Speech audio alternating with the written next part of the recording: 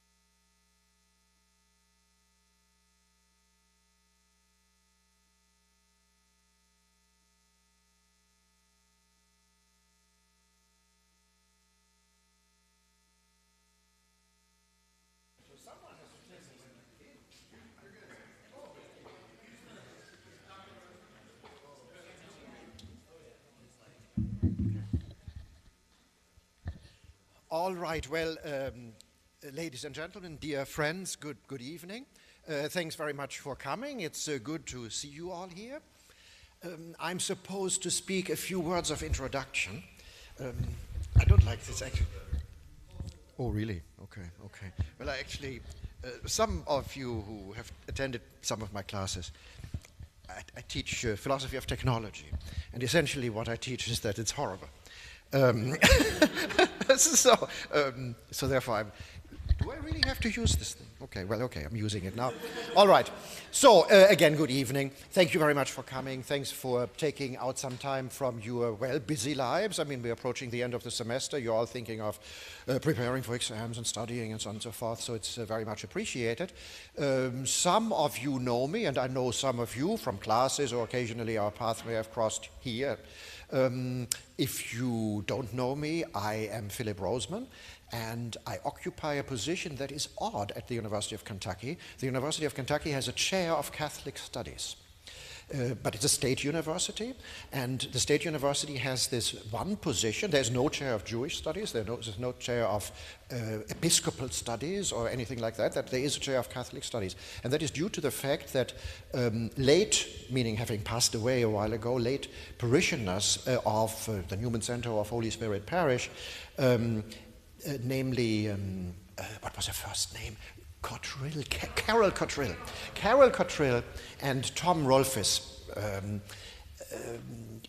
endowed a chair of Catholic Studies, and then the Newman Foundation, which was also instrumental in financing the Newman Center, building and so forth, created a Newman endowment that goes with the chair of Catholic Studies, an endowment that allows the chair to buy books for the library, do all kinds of Catholic things, that is to say, things to promote the study and knowledge of Catholicism in the community of the University of Kentucky. And so, given the fact that I have this generous funding, I engage in a number of initiatives, and the initiative today is to have invited my colleague and friend from the University of Dallas, Dr. Scott Crider, who is sitting there to my right, who is going to speak on a very Kentuckian topic, namely Thomas Merton. Thomas Merton is now, of course, deceased, but was a monk of the Abbey of Gethsemane, which many of you, perhaps all of you know, is in Kentucky, and it's just about an hour's drive from here. He was perhaps, it's always difficult if you use these superlatives, but he was most likely the most famous American Catholic author of the 20th century.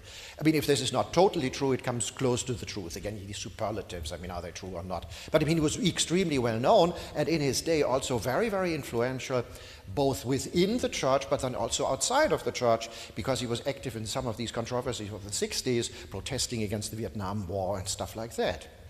But that's not what we're going to focus on this evening. We're going to focus on Thomas Merton as a contemplative, as a monk, and as a writer of a book called New Seeds of Contemplation, in which he attempts to, through something like about 30 short chapters, he attempts to convey something of the spirit of the contemplative life, in such a way that it becomes accessible not only to people who are called to the religious life, but lay people as well, because Thomas Merton feels, rightly so, that in the Christian life the contemplative dimension is central, even if you're not a monk or a nun. So, but now I'll say just a word about Dr. Crider. So Dr. Crider and I taught together at the University of Dallas for 20 years. And so he's still at the University of Dallas. Well, I no longer am. I'm now at the University of Kentucky. But so we've known each other for quite a while. Dr. Crider is a professor of literature, of English, but the English department at the University of Dallas is really a department of literature. So, for example, they teach, one of the first courses would be a course on Homer, who, just to let you know, did not write in English. But nonetheless, it's taught as part of English literature. Dr. Crider is a scholar who is many-sided. That is to say, he is a Shakespeare scholar, if you will, in the what should I say, his core academic competence would be that he's a Shakespeare scholar. And he is also engaging in studies of rhetoric. That will probably not say you much, which says something about the contemporary world. Rhetoric used to be an extremely important subject of study for much of the Western tradition, and we've now neglected it. That is to say, we are no longer taught how to speak, which you can see, for example, in the way in which people don't know how to speak in public, including politicians. Why can't they speak properly? Well, because they've never been taught it, because we no longer do that. Why do we? So, What Dr. Crider tries to do in his work is, so first of all, while he is a scholar with a well-defined area of competence, one could perhaps say that his, I don't know, the fundamental orientation of his work is to make sure these riches of classical education remain brought into dialogue with the contemporary world. So he makes interesting connections between topics in classical rhetoric and, topics in the contemporary world, using, again, the resources of a University of Dallas is a university that's very much focused on a classical education, but how can one make sure that this is not simply antiquarian for people who are in some way reactionary, want to return to some imaginary past, but how can this be brought to bear on contemporary life? To say a final word about Dr. Crider, to give an impression of the breadth of his writing, even in terms of genres, his most recent book, of several, a book on Shakespeare, books on rhetoric, and so forth, but his most recent book he co-wrote with his wife, because the context is the University of Dallas has a campus in Rome. And every University of Dallas student spends a semester in Rome, where there is a beautiful campus, and so University of Dallas professors therefore teach in Rome. And if they're married, they take their families to Rome. And so Dr. Crider and his wife have done several, I don't know how many, you know it of course, 3 or 4 or whatever, 5 times been to Rome, and this turned out to be an occasion, the high point even of their marriage.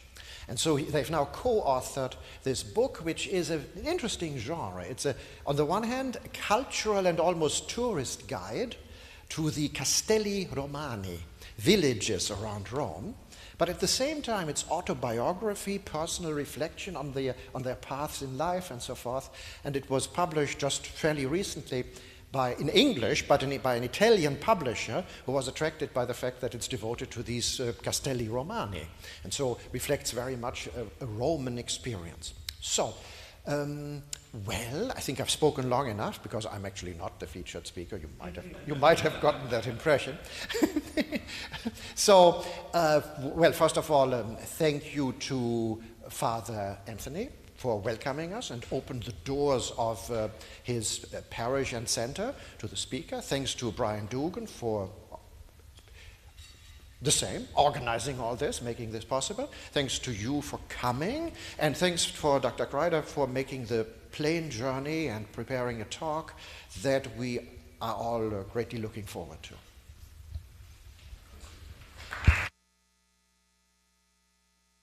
I have one.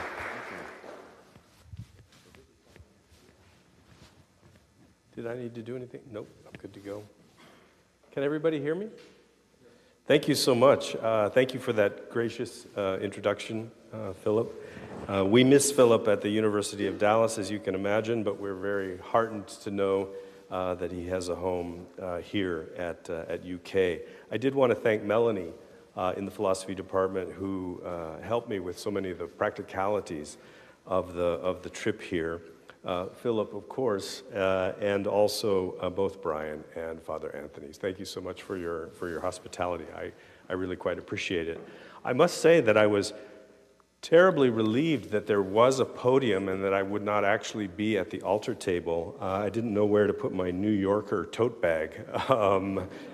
Do I put it on the altar, near the altar, away from the altar? It was getting to be a complicated decision, but Brian saved me by finding this podium. I'd like to make a concession, which is that I'm not a Merton expert. I realize that coming from Dallas to Kentucky to talk about Thomas Merton is a clear instance of bringing coals to Newcastle. I'm new to Merton, but I think that I do new things with him through my studies in both rhetorical studies and also some work I've been doing more recently. I actually went back to school as a returning student at the University of Dallas to take a master's of theology. It was a wonderful experience being a return student. In some ways, I felt like a grown-up in a kindergarten classroom. It seemed like the chairs were all too small. But it was a delightful experience, and I really could not have done what I hope to do this evening without their training. Let me go ahead and get started. Just very recently, once the talk was already over, I found a marvelous citation in an essay of Merton's on poetry and contemplation, and I think it orients what we'll be doing. Quote, "The Christian's vision of the world ought, by its very nature, to have in it something of poetic inspiration." Introduction. In her book on Thomas Merton, Mary Gordon identifies the problem that tormented Thomas Merton as a writer. He used language to express what language cannot express, the mystical vision, the experience of God. Although it may appear hubristic to say, I hope to answer that question this evening. The Christian theological tradition has long struggled with a characteristic of its own language, the cataphatic expression of an apophatic reality. The cataphatic is that which can be expressed in language, according to language, literally. The apophatic is that which cannot be because it slips from language. Let Dante's Beatrice explain.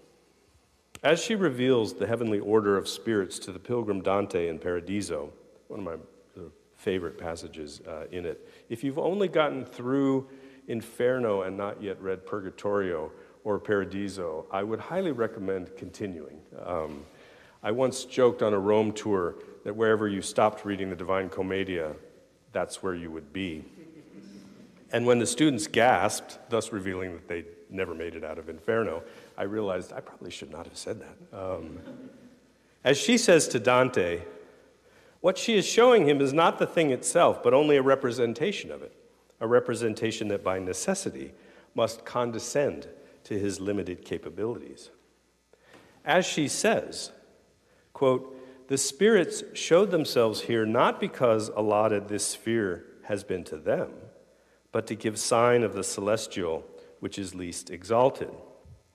To speak thus is adapted to your mind, since only through the sense it, your mind, apprehendeth what then it worthy makes of intellect." End quote. What he sees is not what is, in any reductive sense. It cannot be, because he cannot handle what is. She then explains that this is the case with the Bible itself. Quote, "On this account, the Scripture condescends unto your faculties, and feet and hands to God attributes, and means something else." The apophatic word must condescend to human limitation through cataphatic words, bound by those limitations. As a writer, Merton inherited the Christian tradition of divine inexpressibility, yet he was inspired to write, and wanted to write from a very early age. Before his conversion, and certainly before he entered Gethsemane, he wanted to be a novelist. And in fact, much of the Seven-Story Mountain arose from rough drafts of novels, which were highly autobiographical. As a writer, Merton inherited this tradition of divine inexpressibility, but he was inspired to write, to use language to express what language cannot express, in Gordon's formulation. How? How do that?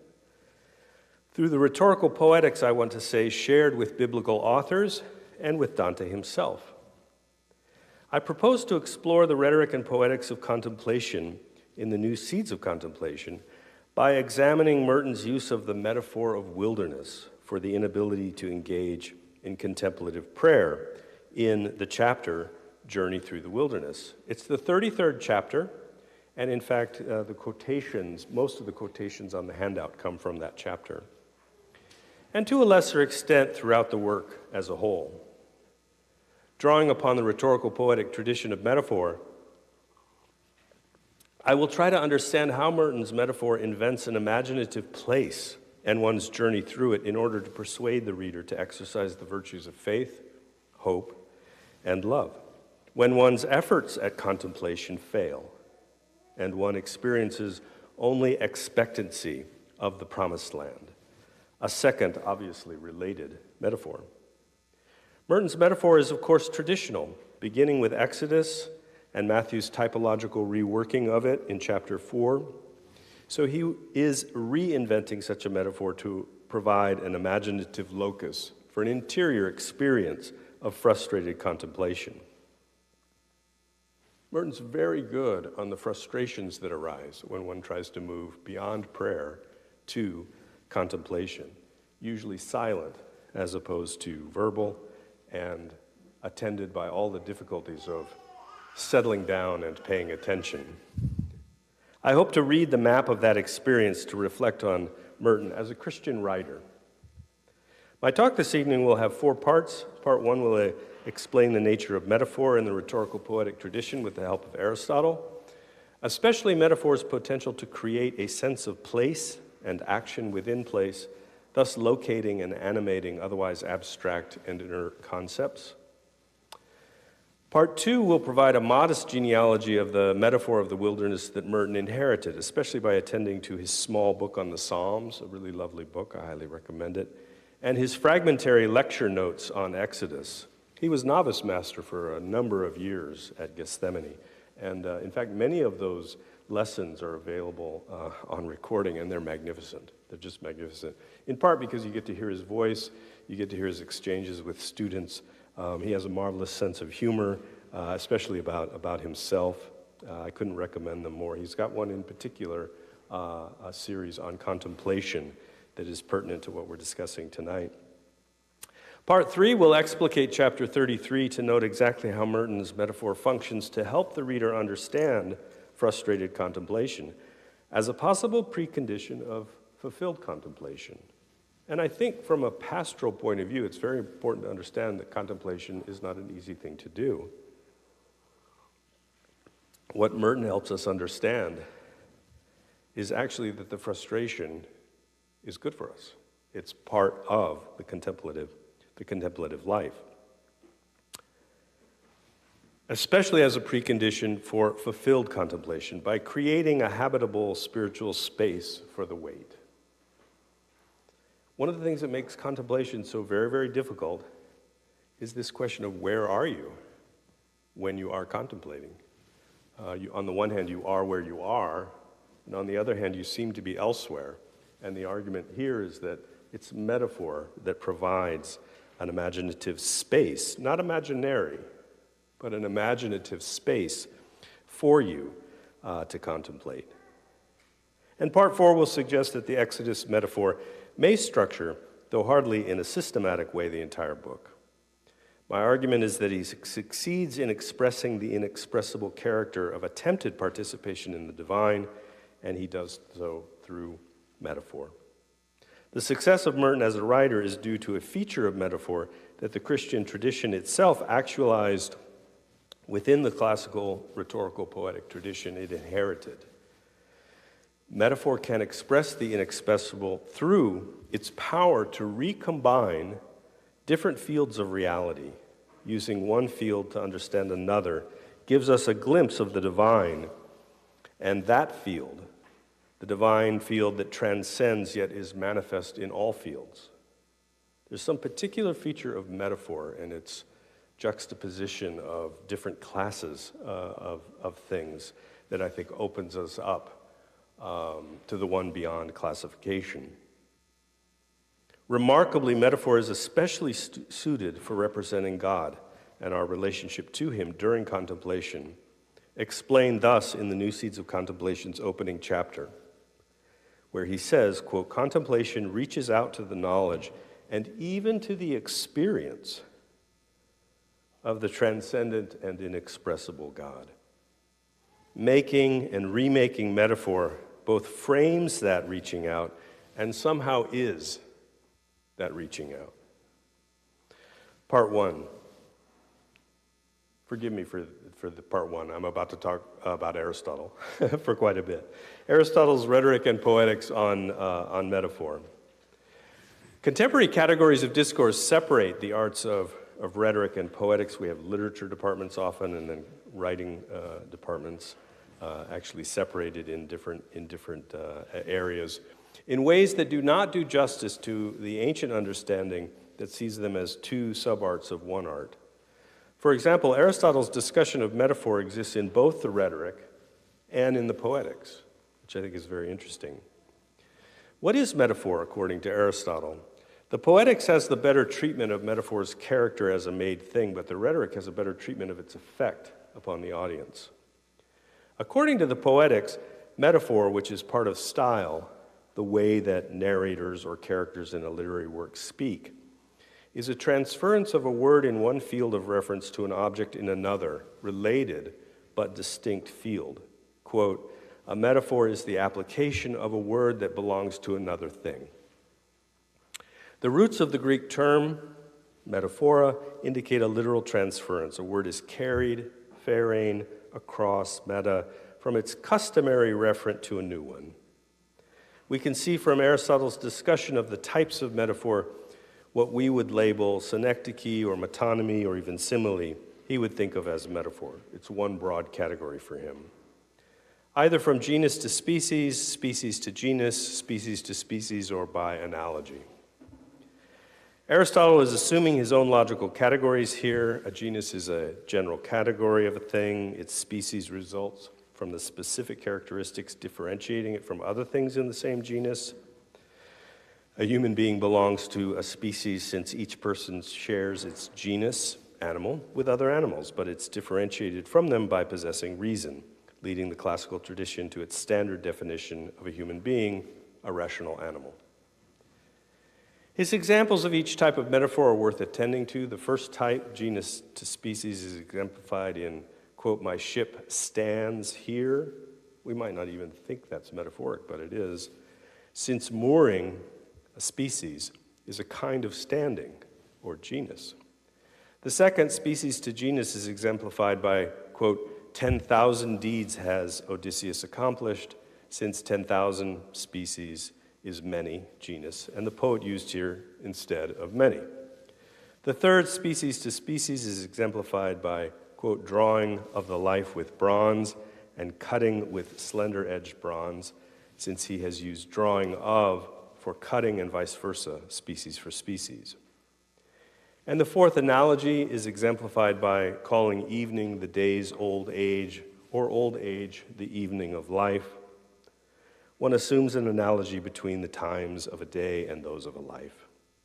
He adds as well a type of analogy we would call catachresis. Forgive me for the technicalities here, English professor who likes figures of speech.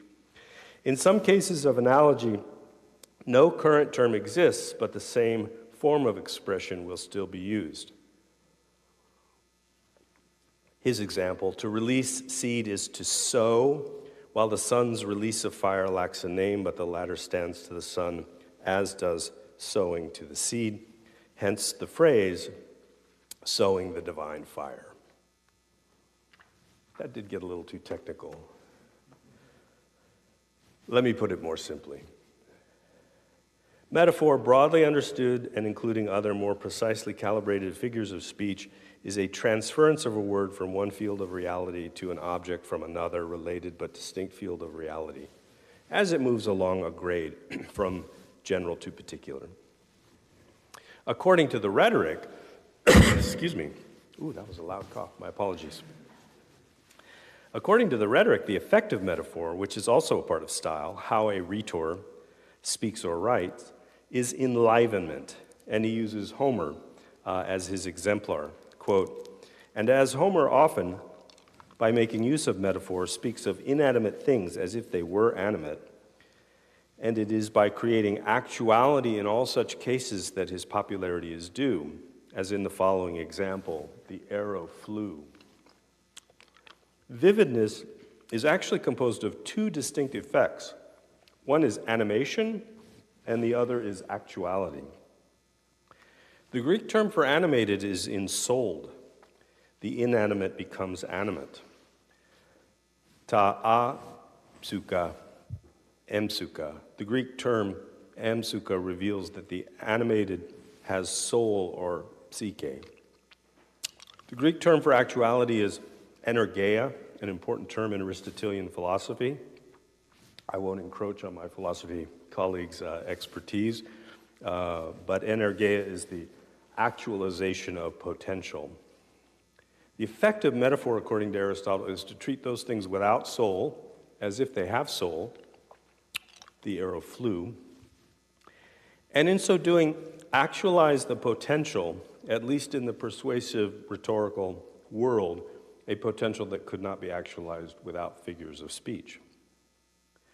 Of whatever type, a metaphor, according to Aristotle, enlivens and energizes in the rhetorically poetic moment that which is persuasively represented.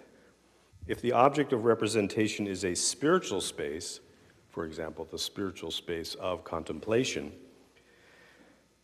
which is inexpressible, then we can extrapolate.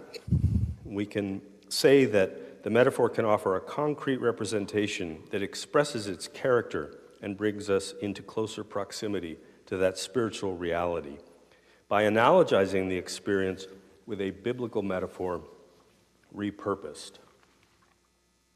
In fact, in these recorded lectures that I mentioned on contemplation, it's remarkable how often Merton recommends to the young monks that if they're having difficulty contemplating, they should start with Scripture. And he says, get a good psalm memorized, take it with you, so to speak, into the contemplative space, and begin there. But of course, contemplation moves beyond that. Part 2, Exodus in the Christian tradition. It's difficult to overestimate the foundational importance of the Exodus narrative to the Judeo-Christian tradition. Moses' leading of the Jewish people out of slavery into Egypt to freedom in the desert in preparation for the law and the promise of an earthly homeland.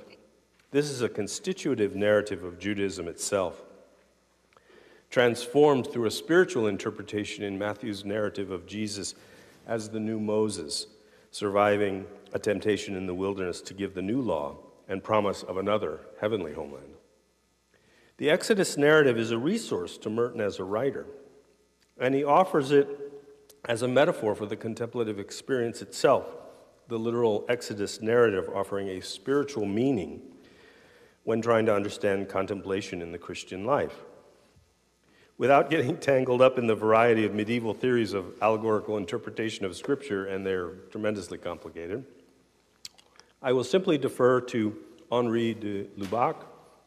He says, quote, "There are in Scripture fundamentally only two senses, the literal and the spiritual, and these two senses themselves are in continuity, not in opposition." Merton's use of metaphor is informed by the long tradition of reading literal biblical narratives spiritually. Notice that a discussion of Merton as a writer cannot avoid discussing him as a reader, including as a reader of the Bible. But my focus is on Merton not as a reader, but as a writer, not on the spiritual interpretation of Scripture, but on the spiritual rhetorical poetics of his creative writing. Allow me to offer two examples of Exodus's importance to Merton. One example, his book on the Psalms, recasts them in the book's title as Bread in the Wilderness. The Davidic poems suggested to be manna in the desert during the wanderings in the desert. A spiritual interpretation of the literal narrative of Exodus. Drawing on the Pauline epistles to the Hebrews, Merton interprets the Exodus spiritually. This is Merton now. Quote, "The sacrifice of Christ is the real Passover by which the true Israel, the church, is delivered from bondage to Pharaoh, the world, the devil, sin, is protected in her journey to the promised land, and is finally admitted to the peace of perfect union with God in heaven." The Christian spiritual interpretation of the literal narrative of the Jewish Exodus, this is hardly novel. It is a conventional reading from the apostolic to the patristic periods forward. For another example of Exodus's importance to Merton, let me draw on a pregnant moment from Merton's lecture notes on Exodus in lessons he gave to the novices at the Abbey of Gethsemane, whose formation he was responsible for, a moment when he offers the same spiritual interpretation of Exodus. These notes are sketchy and incomplete, but he gives himself one highly suggestive directive, little note to self, when interpreting the murmurings in the desert. One of my favorite features of Exodus is that once Moses frees the Israelites from slavery in Egypt, they get out into the wilderness, it gets a little rough, and they start murmuring. There's this long tradition. The Jewish people know how to complain. I think it's a real virtue, actually, something that Christians probably should attend to. They complain better than Christians do. They're marvelous episodes. Like, why'd you free us? What'd you just bring us out here to kill us? And he's thinking about these murmurings, and he says, contemplation. Apply this to the life of prayer.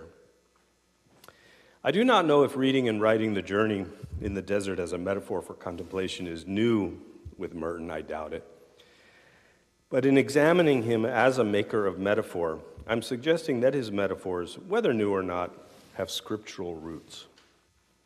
Indeed, their biblical and patristic origin would, from Merton's point of view, authorize their utility. He has a reputation for being a subversive, Merton, but he's actually a traditionalist, deeply and profoundly a traditionalist. A creative traditionalist, absolutely, but a traditionalist nonetheless. Merton does not, to my mind, fall prey to Nietzsche's critique of dead metaphor, the metaphor which, because it forgets its metaphoric character, dies. Instead, Merton's repurposing of ancient metaphor allows him to reanimate it. Be that as it may, Merton's metaphoric activity in his New Seeds of Contemplation has warrant in the Christian tradition itself and depth from his other forms of writing. A small book on the Psalms and his novitiate lecture notes. Part 3, Chapter 33, Journey Through the Wilderness. Merton's New Seeds of Contemplation was the result of a long period of composition and revision. Seeds of Contemplation, without the new, his first version, was published in 1949. And the fifth and final version, our New Seeds of Contemplation, was published in 1961. It's often said that it was in 62, but the copyright date on my text has it as 61. The book's development covers well over a decade of reflection then. He wrote it, then he continued to revise it, he continued to work on it.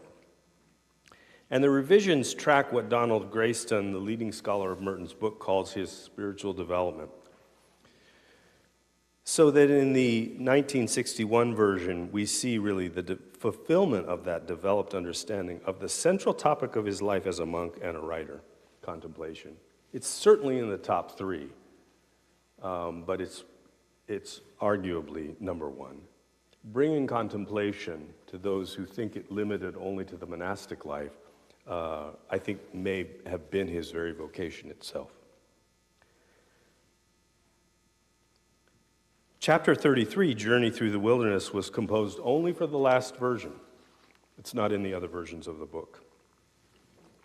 One caveat before we look closely at our chosen chapter, which we will come to, and that is that the metaphor of the Exodus journey through the wilderness for contemplation, it's not the only metaphor he uses. It's one metaphoric thread of a fabric with other metaphoric threads as well. Even so, I think it's the dominant metaphor. That's why he chose it for the title, for the chapter itself. And it reveals a great deal about the power of biblical metaphor to express the inexpressible while offering a habitat for the spiritual, especially when the metaphor is re-energized creatively. It may, as well, I will suggest later, help articulate some features of the design of the book as a whole. The chapter opens its first of three sections with the metaphor. This is the first quotation on your handout, which you have. And we finally get to Merton's prose. The man who does not permit his spirit to be beaten down and upset by dryness and helplessness, but who lets God lead him peacefully through the wilderness and desires no other support or guidance than that of pure faith and trust in God alone, will be brought to the promised land. He will taste the peace of joy of union with God. He will, without seeing, have a habitual, comforting, obscure, and mysterious awareness of his God, present and acting in all the events of his life. Merton is especially insightful about the difficulty of contemplation, the threat of being beaten down and upset by dryness and helplessness. The contemplative should not permit his or her spirit to succumb to this. What in Exodus is the humorous and understandable impatience at suffering in the desert becomes a temptation that must be overcome, like Jesus' overcoming of the adversary in the desert in Matthew. Instead, the contemplative should let, quote, God lead him peacefully through the wilderness. So the metaphor of the wilderness for the moment in contemplation, where one is waiting for a God one isn't fully participating in, that's the metaphor. That's the activity we're talking about. You say, I don't like that metaphor, I want another. Okay, but you're going to need one.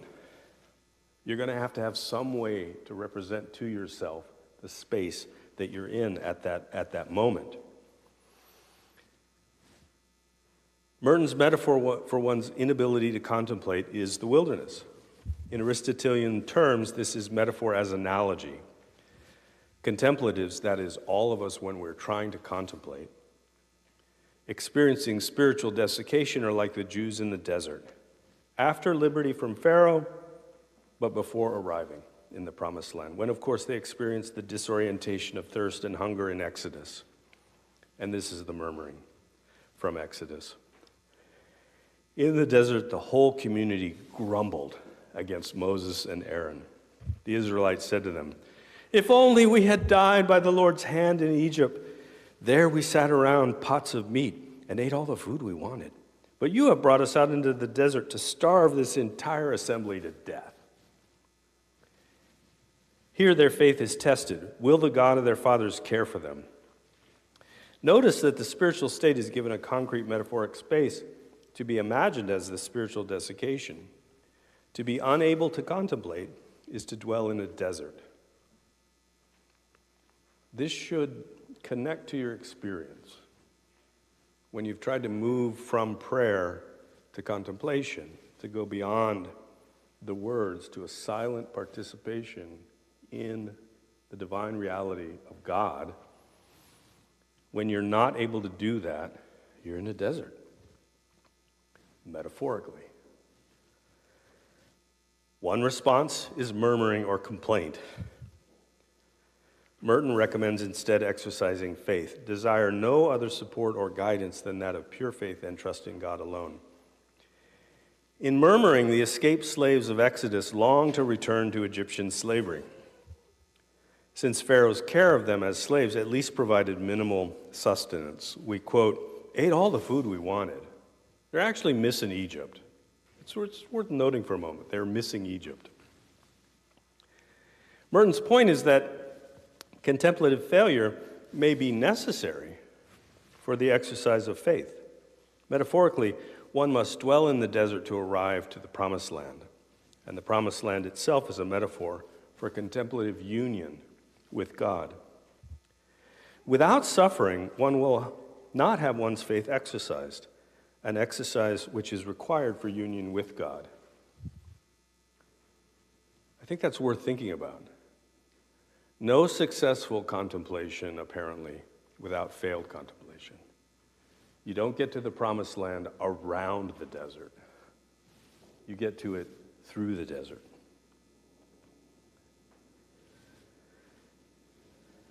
Notice that the metaphors have become episodes of contemplation. Once free of spiritual slavery, the contemplative, before he or she can obtain the object of contemplation, must dwell in the desert and be contented to do so. This is the second quotation on the handout. The man who is not afraid to abandon all his spiritual progress into the hands of God, to put prayer, virtue, merit, grace, and all gifts in the keeping of him from whom all must come, will quickly be led to peace in union with him. The peace will be all the sweeter because it will be free of every care. Freeing oneself from the care of both material and spiritual sustenance requires faith that such sustenance will come with God. There is here a faint trace, I think, of Jesus' own response to the adversary's taunt in Matthew. Then Jesus was led by the Spirit into the wilderness to be tempted by the devil. After fasting 40 days and 40 nights, now there's a Lent, fasting 40 days and 40 nights, he was hungry. The tempter came to him and said, "If you're the Son of God, tell these stones to become bread." Jesus answered, "It is written, man shall not live on bread alone, but on every word that comes from the mouth of God." End quote. That is, have faith in a caring God even when he appears to be absent. This is hardly easy, since we're tempted to trust in ourselves and in what is obviously at hand to us. And here that is a temptation. Merton continues. This is the third quotation. Just as the light of faith is darkness to the mind, so the supreme supernatural activity of the mind and will in contemplation and infused love at first seems to us like inaction, i.e., it looks like we're not doing anything when we're contemplating. That is why our natural faculties are anxious. That is why they refuse to keep still. Your natural faculties won't keep still in the desert. The murmuring of your soul, if you will, is both a precondition of, but also a blocking of participation in the promised land. They refuse to keep still. They want to be the sole principles of their own acts. The thought that they cannot act according to their own spontaneous impulsion brings them a suffering and humiliation they find hard to stand. If your prayer life hasn't humiliated you, you're not doing it right. But contemplation lifts us beyond the sphere of our natural powers. That simile is complicated. Just as faith made vivid as the light of faith seems like darkness to our mere mind, just so the supreme supernatural activity of the mind and will in contemplation and infused love seems like doing nothing. The Christian, as opposed to the classical virtues, are infused according to Christian ethics.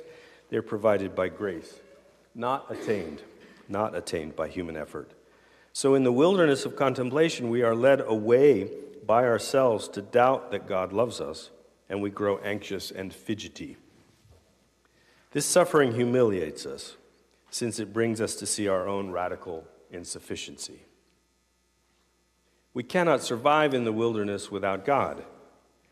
Yet acknowledging that dependency is the beginning of an advancement in contemplation, since contemplation lifts us beyond the sphere of our natural powers.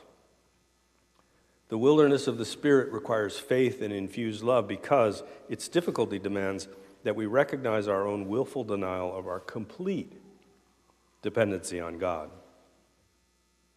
After an alternative metaphor for that experience, the second section of the chapter takes up the next stage of the desert experience. This is the fourth quotation. We're halfway through the handout. Hang in there.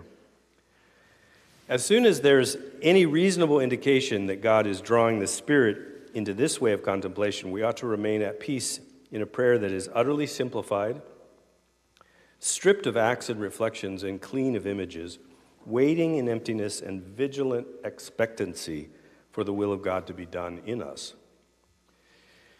This waiting should be without anxiety and without deliberate hunger for any experience that comes within the range of our knowledge or memory, because any experience that we could grasp or understand will be inadequate and unworthy of the state to which God brings our souls.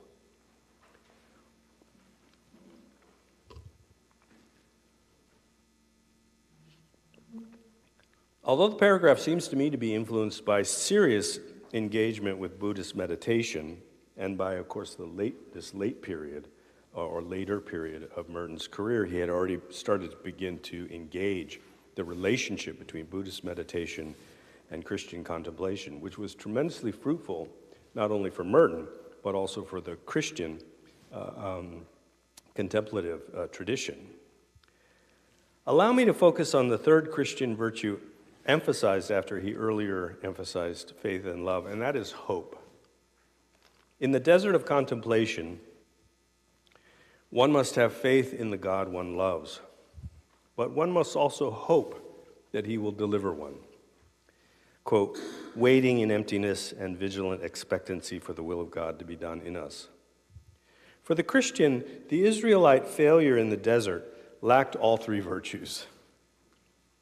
Now that Merton has metaphorically set the spiritual space of frustrated contemplation as the Exodus desert, he gives us activity within it, the contemplative imagined as a successful Israelite.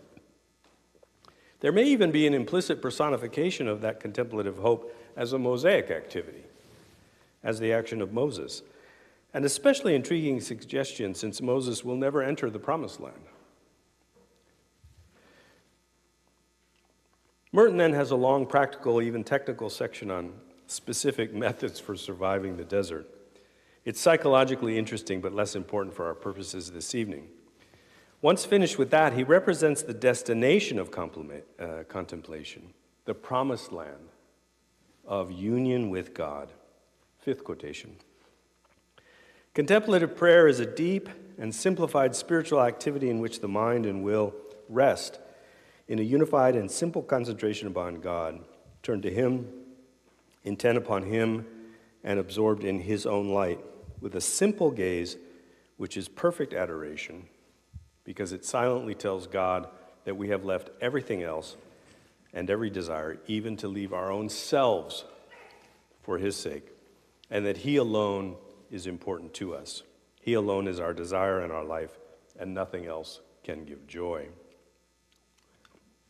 It's worth pointing out that Merton's final destination of contemplation lives out the very first of the 10 commandments given to Moses to give to those murmuring Israelites. Quote, you shall have no other gods before me. With respect to contemplation, everything other than God love for itself, especially one's own will, is an idol to be left behind. Simplified spirituality means a spiritual consciousness distilled to love for only one entity, God, the integer that gives contemplation integrity, or, in Merton's understanding, simplicity. Yet in chapter 33, one is still in the desert, and there one requires faith. Sixth quotation.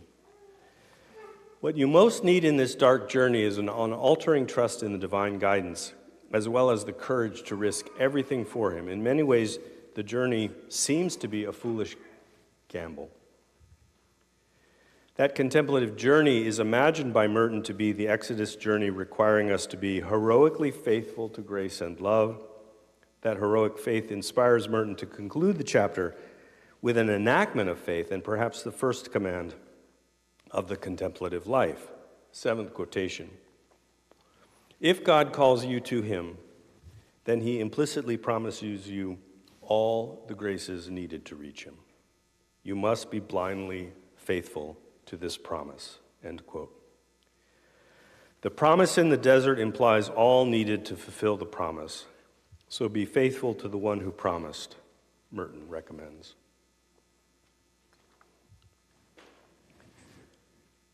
Part 4, last part. The Exodus journey as design principle of the new seeds of contemplation. A question arises from the analysis so far. What does chapter 33's fundamental metaphor have to do with the rest of the book? And here my suggestion is quite tentative.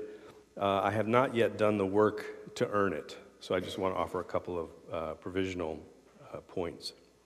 But perhaps one of the organizational patterns of the book as a whole is the Exodus story. It would explain two features of the book, one surprising and the other moving. The first feature is this: Merton explores some dark, very dark political and geopolitical material which seems alien to the topic of contemplation. For example, chapters 16 and 17, the root of war is fear, and hell as hatred. Very powerful but very dark chapters. But the Exodus story includes Israel's enslavement in Egypt. An enslavement Christians typologize as the slavery of sin. And it's difficult to think of a slavery more alien to contemplation than fear and hatred, since they're hope and love's opposites, inspiring war and hell. The Exodus metaphor also helps explain why Merton ends the book in chapter 39, the general dance, which is a famous chapter, actually, in the book. Many people who have not read the whole book have read the general dance. It's a really lovely chapter, with a very different metaphor, one that I think is extra-biblical, though inspired not by Exodus but by Genesis. He defines contemplation at the very end of the book thus, quotation 8, quote, "The union of the simple light of God with the simple light of man's spirit in love is contemplation." And then he elaborates. He ends with a really surprising twist. He says, "The two simplicities are one. They form, as it were, an emptiness in which there is no addition, but rather the taking away of names or forms of content, of subject matter, of identities." Remember, you have to give everything up, including your ideas. In this meeting, there is not so much a fusion of identities as a disappearance of identities.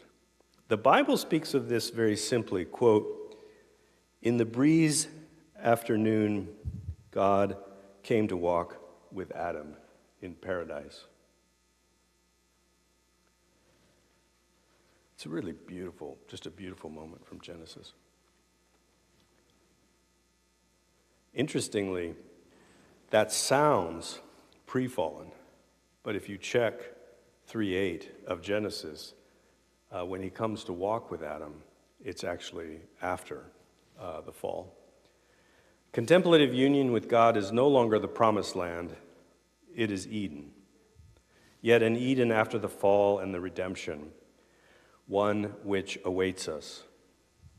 Quote, "The Lord plays and diverts himself in the garden of his creation, and if we could let go of our own obsessions with what we think is the meaning of it all, we might be able to hear his call and follow him in his mysterious cosmic dance." Merton refashions Genesis' metaphor, Adam's union with God as a walk, into a new metaphor. The union of the contemplator with the deity contemplated is a dance, and it's a dance enacting what he calls at the book's very, very general close, at the book's very close, quote, "the general dance." The general dance of God and his people. Using our discussion of metaphor, we can see that the spiritual space is no longer a wilderness, no longer a promised land, it's a garden. Our activity in it is no longer murmuring against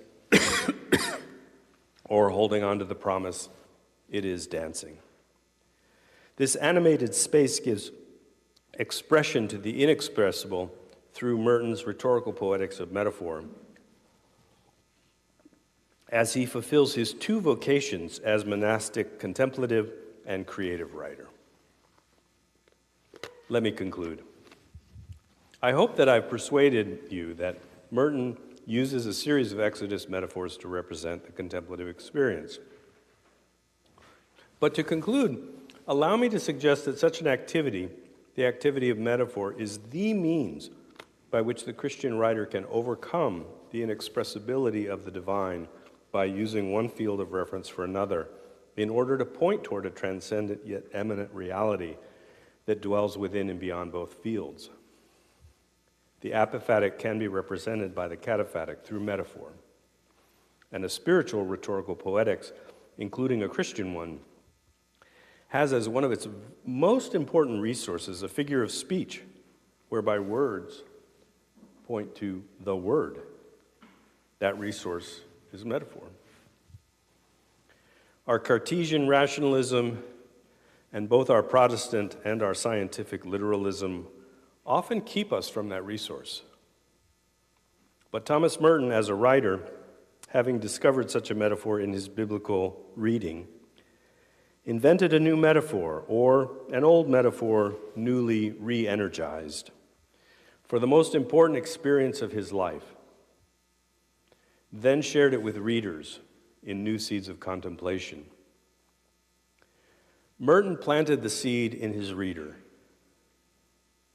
and the reader should water that seed. He's also an exemplar to be imitated. In our language and in our life, we should plant that seed. Thank you.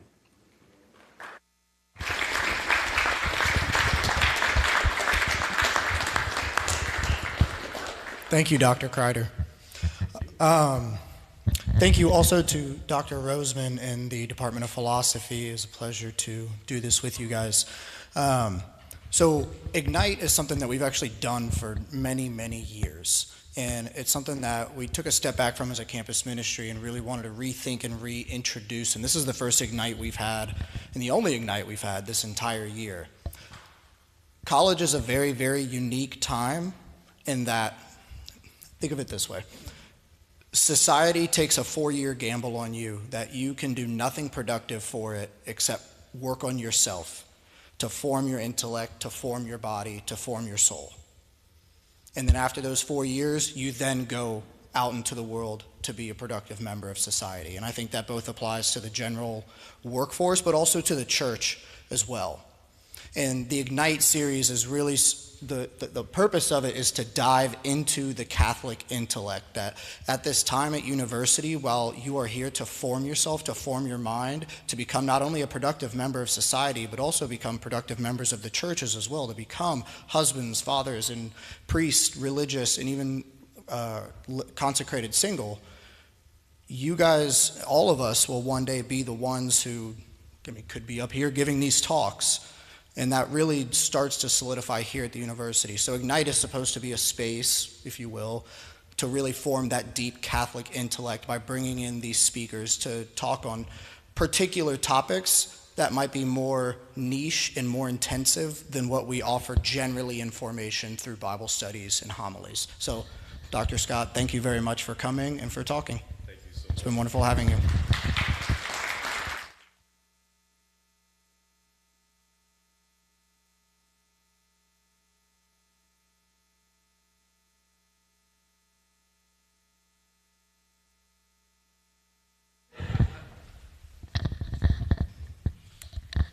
First of all, thank you for speaking tonight, Dr. Crider. You mentioned the work, or that, in which paragraph was it?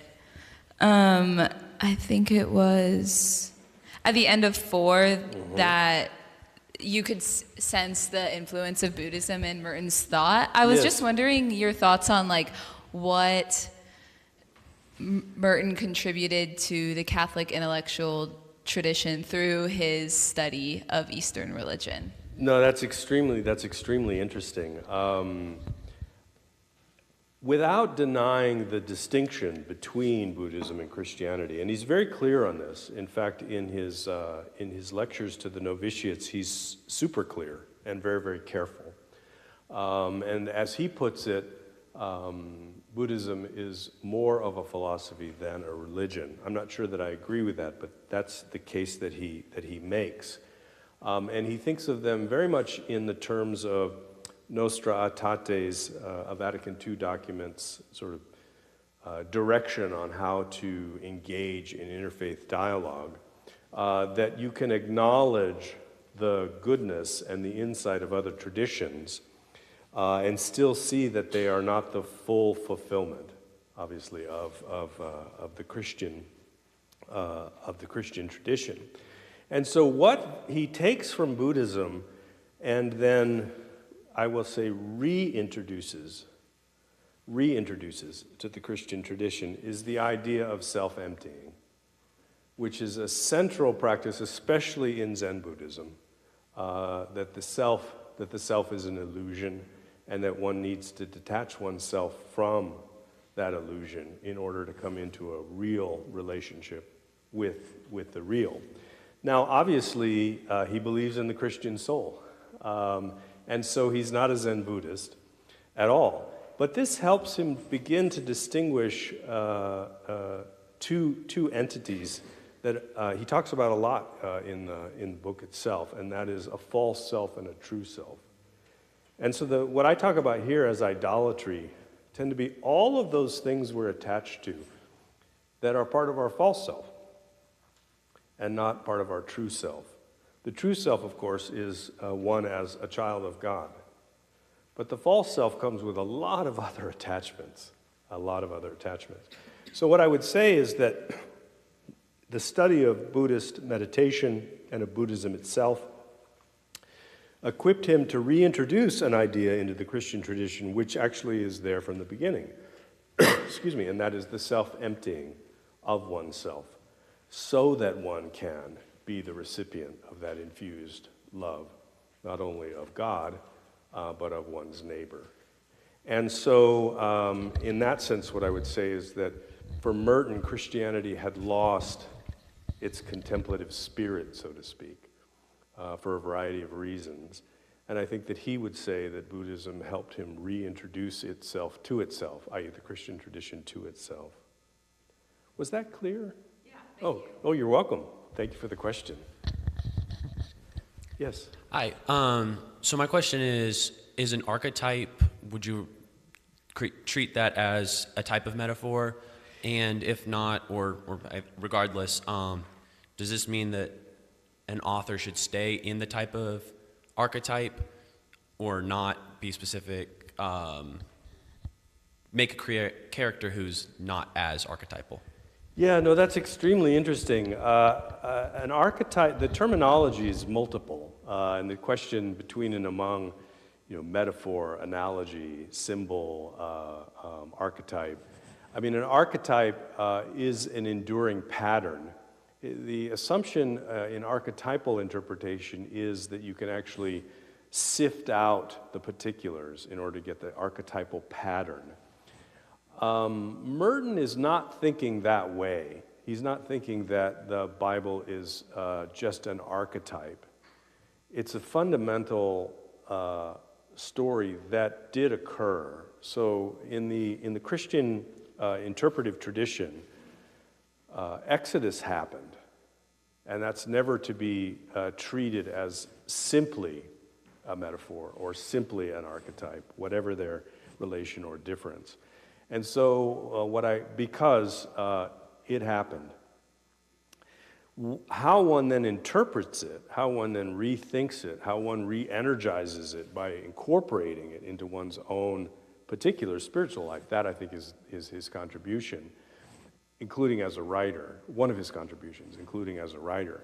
And so what I would say is that for the Christian writer, what is important, I think, is to know the Bible and to be unafraid to draw upon those metaphors. Whether one is contemplating or writing, and again, Merton did both, I think what he's suggesting is that is a deep and rich resource. And that those metaphors are not, in the Nietzschean sense, dead, because they're just traded as though they're not metaphoric, but instead they can be enlivened. Did that answer your question? Thank you very much. I appreciate it. I think we had a question here. I think he'll bring the mic to you. Your question of Buddhism and Merton. And Merton has always been enigma to me. I think he's like Augustine. He's a puzzle to himself. And he did.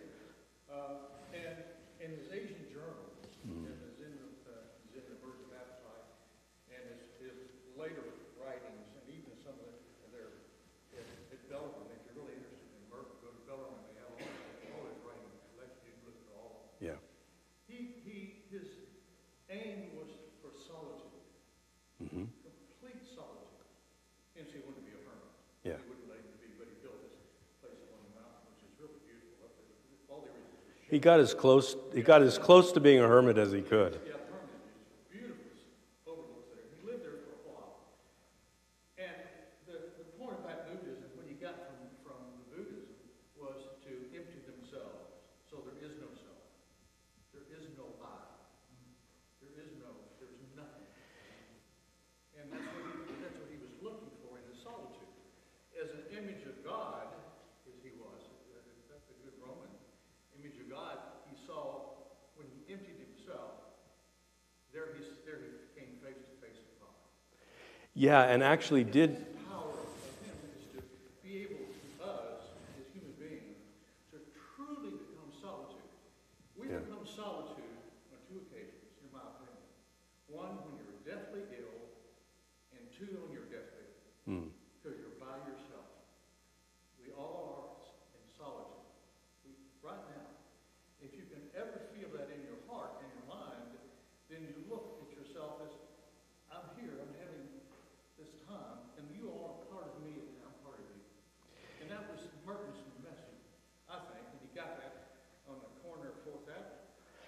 Very, very good. If I could just point something out about what you said, because at the end you took a turn that I think is the right turn to make, and that is that in solitude and through that extinction of oneself, i.e. all of the idols of self-identification that are not the genuine soul of the one who is alone, one then comes into contact with the divine and, interestingly, with other people. And so his conception of the hermitage is not that he is simply alone and then alone with God, but that in fact at that point, having fulfilled the first of the greatest commands, to love God, it then empowers him to love human beings. And so it's a rich conception of solitude. Only in losing yourself will you find yourself. Nothing could be more Christian. But also, only in losing yourself do you know how to love God and your neighbor, even the neighbor who's not there, because actually you're alone. Yeah, very finely put. One thing about the Buddhism sort of triggered. The Buddha, when he becomes at peace in nirvana, is all for himself. It's all inward like this. There is no out with Buddhism. They don't deal that way. What the Christian message is, I'm here, I'm in solitude, but you are with me. Mm-hmm. Right now, as we speak, you're with me, I'm with you. If that makes sense? No, that sounds like crazy, but that's okay. But that's the way it is. And so the difference between Buddhism and Christianity is Buddhism is this, which is powerful, very powerful, but it's also not that, which is equally powerful. No, indeed, and actually what you're describing, that relationship between and among people, of course, is what we mean by participation in the body of Christ. I mean, there are ways for talking about this in the Christian tradition.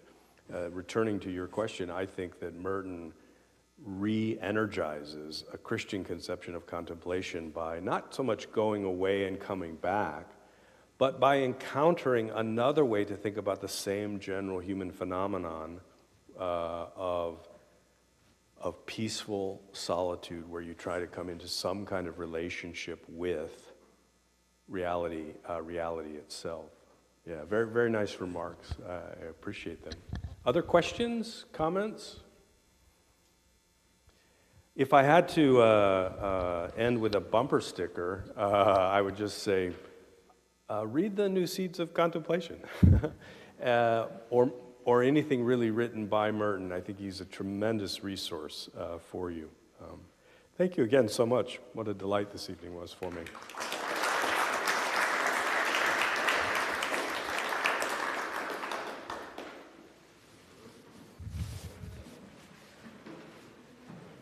Excellent.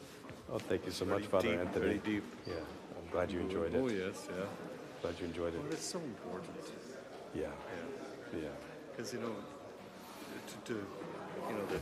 to allow the vocal and mental prayer to give way to something richer. Exactly. Yeah. I've Yeah. met people in their 90s who've been praying the same 3 prayers every night of their life for 90 years. Yeah. And they wonder why it's dry. Yeah. Yeah. Excellent. Well, thank you. I appreciate that so much. Oh, yeah. I'm so glad that I got to see your wife and your new baby. Yes, sir. Yeah, she was really excited to be here for it. I'm sorry she had to leave. No, it's bedtime for him. Gotcha. So, Gotcha. well, thanks for coming. You're more than welcome. Is this your first time in Lexington? It is. And my first time at UK and also at the center here. So, yeah. Good luck with your work and your degree. Yeah, you as well. Thank you for everything you do for the students at the University of Dallas. Thank you. I appreciate that. A lot of great Catholics there. I don't know. Jonathan could go. Jonathan would be very interesting. He's at that age. Is my mic still on? Oh, it is. Yeah, I'll turn it off. I can turn it off here too. How was that? Was that helpful for igniting the Ignite series? I do think it was. We've definitely